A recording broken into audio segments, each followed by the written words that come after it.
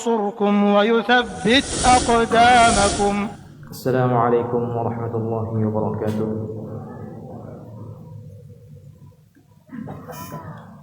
الحمد لله رب العالمين، والصلاة والسلام على أشرف الأنبياء والمرسلين وعلى آله وصحبه أجمعين.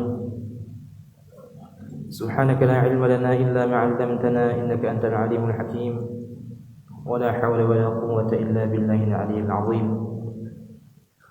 رب اشرح لي صدري ويسر لي أمري واحلل عقدة من لساني يفقهوا قولي. Jamaah sekalian dirahmati Allah Subhanahu wa taala. Alhamdulillah, puji syukur kita panjatkan kepada Allah Subhanahu wa taala. Kita sekarang sudah berada di malam yang ke-12 di bulan suci Ramadan di tahun ini. Tentu ini merupakan nikmat yang besar yang Allah berikan kepada kita semua. Karena nikmat ini tidak Allah berikan kepada semua makhluknya, hanya kepada orang-orang yang Allah pilih saja, hanya kepada orang-orang yang mendapatkan hidayah, petunjuk dari Allah Subhanahu wa taala, yang bisa memaksimalkan beribadah di bulan suci Ramadan ini. Jamaah sekalian dirahmati Allah Subhanahu wa taala, sebagaimana yang sudah sering kita dengar bahwasanya bulan Ramadan juga merupakan bulan yang identik dengan Al-Quran, atau bulannya Al-Quran, atau bulan yang diturunkannya Al-Quran, yaitu bulan Ramadan. Sebagaimana yang Allah firmankan, sebagaimana ayat yang sudah sering kita dengar, Syahrul Ramadan alladzi unzila fihi Al-Quran hudan linnas wa bayyinatin minal huda wal furqan.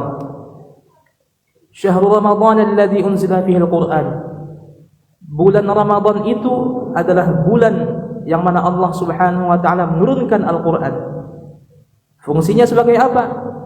Hudan linnas, yang mana Al-Qur'an itu diturunkan sebagai petunjuk untuk manusia. Wa bayyinatin minal huda, dan Al-Qur'an itu juga berfungsi untuk menjelaskan petunjuk itu. Wal furqan, Al-Qur'an juga disebut dengan Al-Furqan. Al-Furqan itu apa? Al-Furqan itu adalah pembeda antara yang hak dan yang batil. Dalam surah Al-Baqarah ayat 2 Allah juga berfirman, Alif Lam Mim, Dzalikal kitabu la raiba fih. Ini adalah kitab yaitu Al-Qur'an yang tidak ada keraguan sedikit pun atasnya. Sebagai apa? Sebagai hudan lil muttaqin, sebagai petunjuk bagi orang-orang yang bertakwa. Jadi di satu sisi Allah menyatakan bahwasanya Al-Quran sebagai petunjuk bagi manusia secara umum, tapi di satu sisi lainnya, di ayat yang lainnya Allah juga berfirman, Al-Quran itu sebagai petunjuk bagi orang-orang yang bertakwa. Nah, sekarang pertanyaan mendasarnya adalah, kira-kira kayak apa caranya supaya Al-Quran itu memberikan petunjuk pada kita? Apakah Al-Quran itu cuma kita pajang, tukar yang bagus Al-Quran, tukar yang larang, tukar yang mahal, yang lengkap, habis itu dipajang di rumah?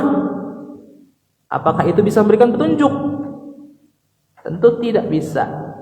Karena fungsi Al-Quran itu bukan untuk dipajang, bukan untuk dilihat, tapi untuk dibaca, untuk dipelajari, untuk didengarkan, untuk ditadabburi, dan yang lain-lainnya. Tapi yang paling utama adalah tugas kita sebagai umat muslim, sebagai orang yang beragama Islam, adalah membaca Al-Quran itu. Karena inilah tahapan yang paling dasar, Bapak Ibu sekalian. Kita belajar membaca Al-Quran, belajar membaca hurufnya dulu, makharijul huruf, panjang pendeknya, tajwidnya, lagunya. Kalau sudah betul, syukur-syukur bisa menghafal. Kalau sudah menghafal, mempelajarinya, mentadabburinya. Dan alhamdulillah, untuk saat ini sudah banyak Al-Quran yang bukan cuma tulisannya bahasa Arab seperti ini saja, ada. Cuma sekarang sudah banyak yang ada terjemahnya, habis itu ada yang langsung dengan tajwidnya, bahkan ada tafsirnya, ada asbabun nuzulnya.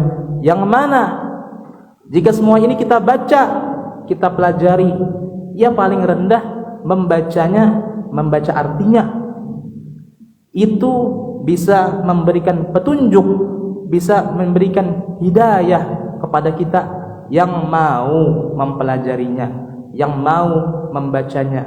Karena dalam Al-Quran ini Allah Subhanahu wa ta'ala, isinya Al-Quran ini tidak berbicara tentang sembahyang, Pak. Kalau bagaimana cara sembahyang, tidak. Cuma sebagian kecil aja ayat yang berbicara tentang salat. Aqimis shalah liduluqis syamsi misalnya. Wa aqimis shalata lidzikri dan yang lainnya. Al-Quran berbicara tentang zakat, itu cuma sebagian kecil. Tapi di satu sisi banyak juga ayat-ayat Al-Quran yang berbicara tentang perkembangan ilmu pengetahuan, yang mana jika kita kaji lebih jauh ayat-ayat Al-Quran itu, maka ada istilah ayat-ayat qauliyah, ada juga istilahnya ayat-ayat kauniyah. Ayat qauliyah ini kan ayat-ayat yang berbicara tentang keagamaan seperti tauhid dan yang lainnya. Kalau ayat kauniyah itu adalah ayat-ayat yang berbicara tentang keesaan Allah Subhanahu wa taala lewat alam semesta. Yang mana kalau kita gali lebih jauh ayat-ayat kauniyah ini, tapi ini tentu levelnya sudah agak tinggi, maka akan banyak menemukan perkembangan ilmu-ilmu pengetahuan yang mana ini lebih cenderung orientasinya kepada ilmu sains. Makanya banyak ayat-ayat Al-Quran mengatakan tentang ulul albab, yaitu orang yang mau berfikir. Afala ta'qilun, apakah kamu menjadi orang yang berfikir? Afala tadhakkarun, apakah mengingat? Ulul albab, orang yang berfikir. Nah, kalau dalam Al-Quran di surah Ali Imran, ayatnya ulul, ingat ayat berapa? Cuma ayatnya hafal.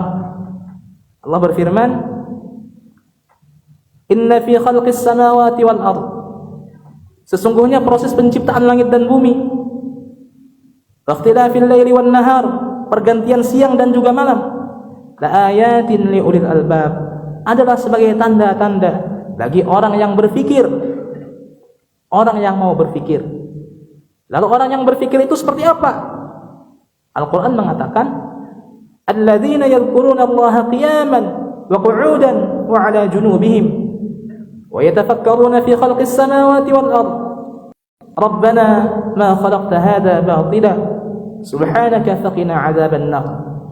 Maka kata Al-Quran, orang yang mau berfikir itu adalah alladzina yadhkuruna Allah, yaitu orang-orang yang selalu ingat kepada Allah Subhanahu wa ta'ala, qiyaman, baik itu ketika dia dalam posisi berdiri, wa qu'udan, atau ketika posisinya sedang duduk, wa 'ala junubihim, ataupun ketika posisinya sedang berbaring. Karena kita manusia ini posisinya cuma 3, berdiri, duduk, berbaring, karena yang terbang. Selalu ingat Allah dalam kondisi apapun. Wa yatafakkaruna fi khalqis samawati wal ard, ingat Allah dalam kondisi apapun dan juga memikirkan kira-kira bagaimana Allah Subhanahu wa ta'ala menciptakan langit dan bumi ini. Maka setelah dia bisa memikirkan itu, maka apa yang disebutkannya? Rabbana ma khalaqta hadza batila, ya Tuhanku, semua yang Engkau ciptakan ini tidak ada yang sia-sia. Subhanaka faqina 'adzaban nar, maka jauhkanlah aku dari api neraka.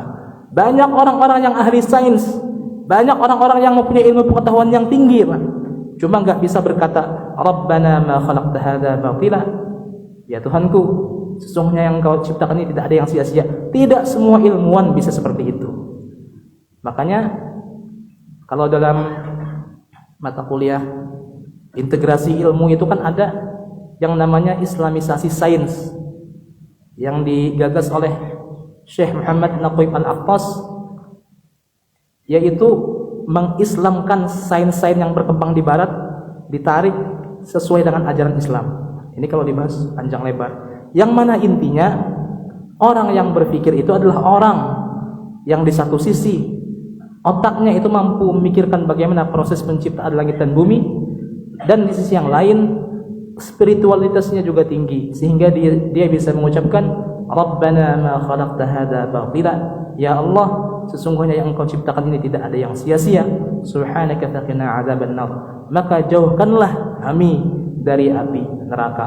Nah, Bapak Ibu yang dirahmati Allah Subhanahu wa taala, mumpung sekarang kita sedang berada di dalam bulan yang suci, di bulan Ramadan, maka kita usahakan untuk memaksimalkan bagaimana kita maksimalkan bacaan Al-Qur'an kita. Yang namanya belajar Al-Qur'an ini tidak ada batasan usia ya sekalian. Kalau 6 tahun, 3 tahun kayak kita sekolah ada. Mulai kita kecil sampai kita dewasa, karena ada istilah tamat belajar Al-Qur'an kada.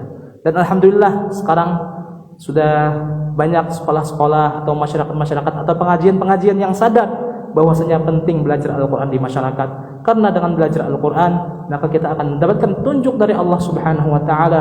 Kalau kita mendapatkan petunjuk dari Allah Subhanahu wa taala, maka insyaallah kita masuk dalam kategori orang-orang yang muttaqin, orang-orang yang bertakwa kepada Allah Subhanahu wa taala. Subhanakallahumma wa bihamdik, asyhadu an la ilaha illa anta, astaghfiruka wa atubu ilaik. Assalamualaikum warahmatullahi wabarakatuh.